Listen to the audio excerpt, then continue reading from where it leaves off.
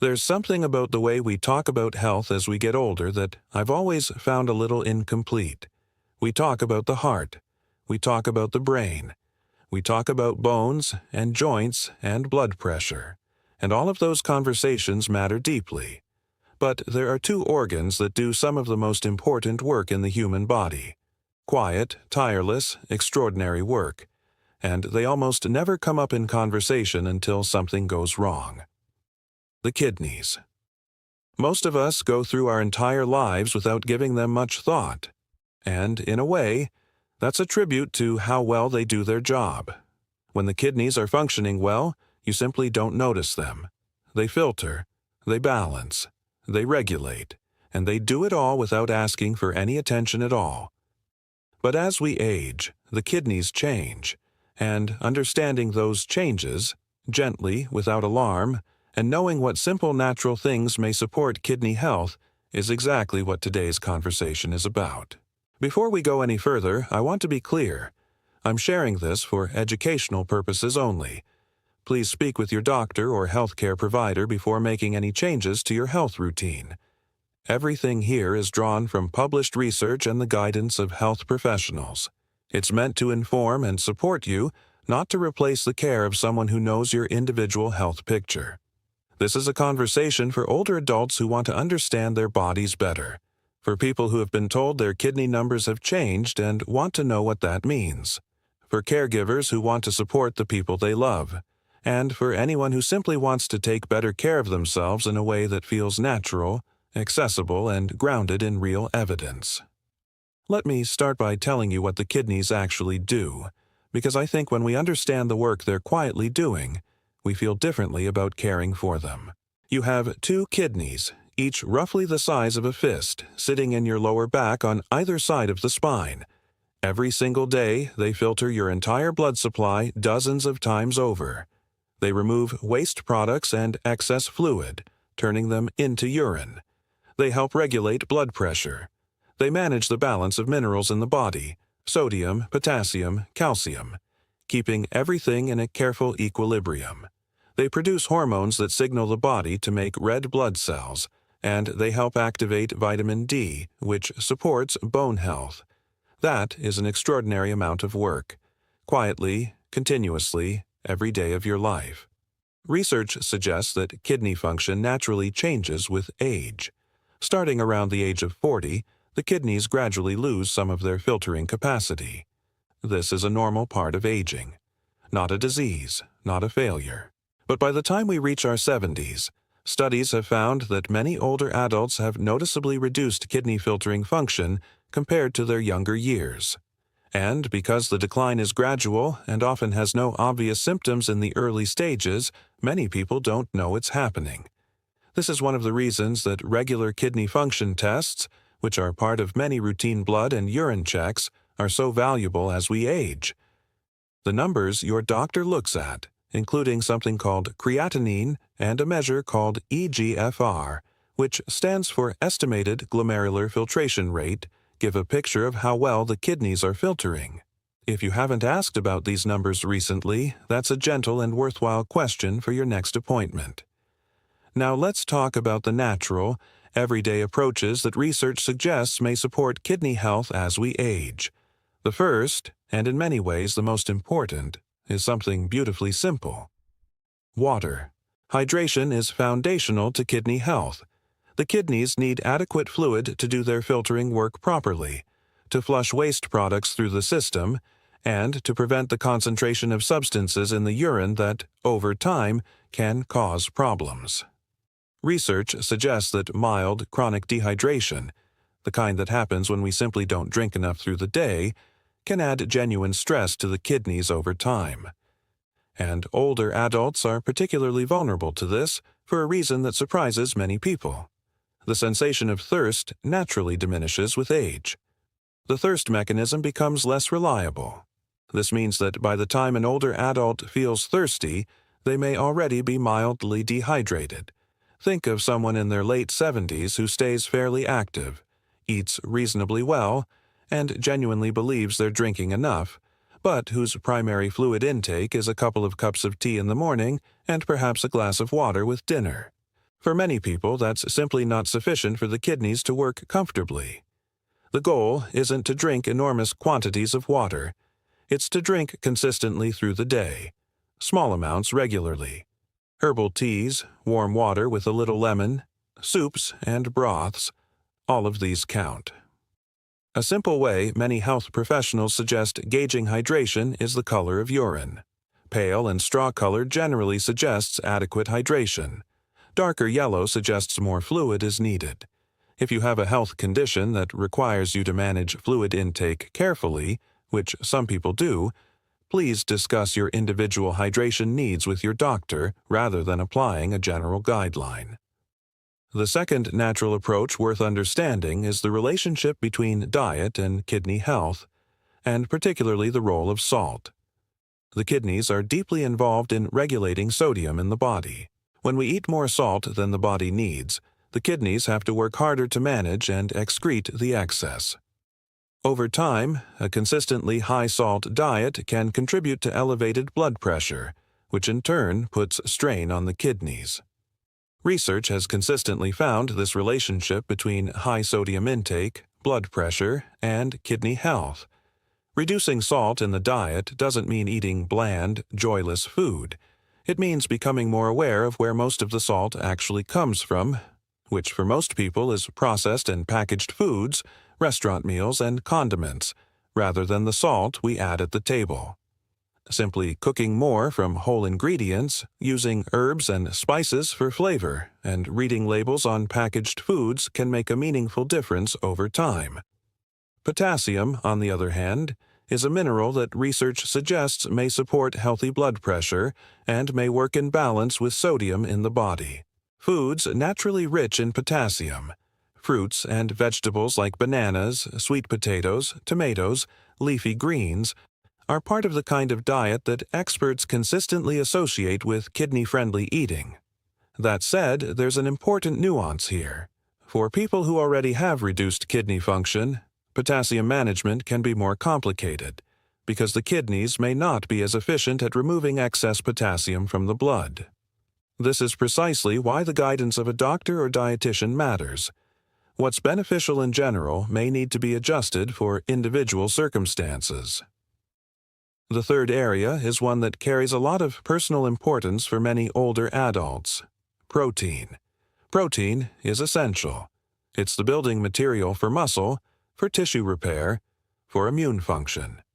And as we discussed in other conversations, older adults often don't get enough of it. But there is nuance here when it comes to the kidneys. Research suggests that when protein is digested, it produces waste products, including something called urea, that the kidneys are responsible for filtering out. When kidney function is healthy, this is simply part of normal daily work. But studies have found that very high protein intakes, particularly from animal sources, may place additional filtering demands on the kidneys over time. This doesn't mean protein should be avoided, not at all. It means balance matters. The kind of varied diet that includes moderate amounts of high-quality protein from eggs, fish, poultry, legumes, dairy, alongside plenty of vegetables, fruits, and whole grains, is the pattern that nutrition researchers and kidney health experts tend to recommend. Plant-based proteins, lentils, beans, chickpeas, tofu, are increasingly of interest to researchers studying kidney health because some studies suggest they may be processed a little differently by the body and may place less filtration demand on the kidneys than high quantities of red meat protein. This is an area of ongoing research, and it's worth discussing with your doctor if kidney health is something you're particularly focused on. The fourth natural approach is one that sits at the intersection of food and gentle daily habit, and it's something many people find genuinely enjoyable once they get into the rhythm of it. Reducing processed and ultra-processed foods. Ultra-processed foods, packaged snacks, fast food, ready meals, certain breakfast cereals, and processed meats tend to be high in sodium, in phosphorus additives, and in substances that the kidneys are responsible for managing and excreting. Research suggests that diets heavy in ultra-processed foods are associated with less favorable kidney health outcomes over time. This isn't about strict rules or deprivation. It's about a gentle, gradual shift toward eating more food that resembles what it was when it came out of the ground or off the farm, and less food that came wrapped in plastic with a long ingredient list. A warm, homemade soup instead of a canned one high in sodium. A piece of fruit instead of a packaged biscuit. Rice or potatoes instead of crisps. These are small, ordinary changes that, done consistently over months and years, may make a real difference to how the kidneys work. The fifth area is one that often surprises people because it involves something they wouldn't necessarily connect to the kidneys. Medications and what we take without prescription. The kidneys process almost everything that enters the body, not just food, but medications, supplements, and over-the-counter remedies. Some of these, when used regularly and over a long period, can affect the kidneys. Certain pain relievers, particularly non-steroidal anti-inflammatory drugs, commonly known as NSAIDs, which include things like ibuprofen and some common arthritis remedies, have been the subject of considerable research. Studies have found that long-term or frequent use of these medications may contribute to kidney strain, particularly in older adults whose kidney function is already naturally reduced with age. This is not a reason to panic if you've taken these medications. It is a reason to have an honest conversation with your doctor or pharmacist about which pain management approaches are most kidney-friendly for your specific situation. There are often alternatives worth exploring. Similarly, herbal supplements and natural remedies, despite their wholesome image, are not automatically safe for the kidneys. Some herbal products have been found to be harmful to kidney tissue, and because supplements are less regulated than medications, the risk of unknowingly taking something that affects the kidneys is real.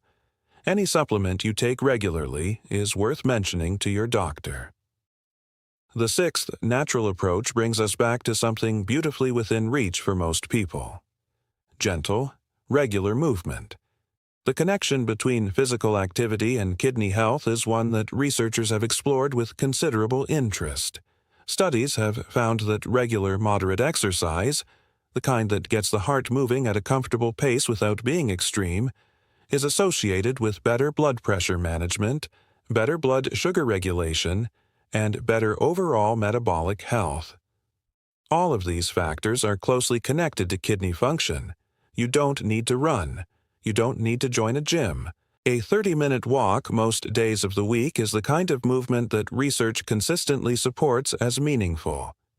If walking is difficult, seated exercises, swimming, or gentle cycling are all options worth exploring. One of the things I find genuinely moving about the research on physical activity and aging is how clearly it shows that the benefits are not reserved for people who were athletic when they were young. People who begin regular gentle exercise in their 60s, 70s, and even their 80s show meaningful improvements in cardiovascular health markers, including those connected to kidney function. The body responds. It always responds. The seventh area is one that sits a little outside what we usually think of as physical health, and yet the research on it is genuinely compelling. Sleep. Studies have found that the kidneys follow a circadian rhythm, a daily biological clock that governs how they function at different times of day and night. During sleep, the kidneys shift into a different mode of operation, and research suggests this nightly rest period is important for kidney repair and regulation. Chronic poor sleep, consistently getting less than 6 or 7 hours, or sleep that is frequently disrupted, has been associated in some studies with less favorable kidney health outcomes over time. The exact mechanisms are still being studied, but the relationship between sleep quality and kidney function appears to be real. For older adults, good sleep can sometimes feel elusive. Pain, frequent nighttime urination, anxiety, and changes in sleep patterns that come with age can all make a full night's sleep challenging. If sleep is a persistent difficulty, that's a conversation worth having with your doctor, not just for kidney health but for overall well-being, which is profoundly affected by how well we sleep. The eighth and final area I want to discuss today is one that ties many of the others together, and it's perhaps the most important practical thing I can share. knowing your numbers and having regular conversations with your doctor about kidney health. So much of what affects kidney health is invisible. There are no obvious symptoms in the early stages of reduced kidney function. People often feel completely normal while changes are happening quietly. This is why routine monitoring matters so deeply. The tests that assess kidney function are relatively simple: a blood test measuring creatinine and calculating eGFR, and a urine test looking for protein.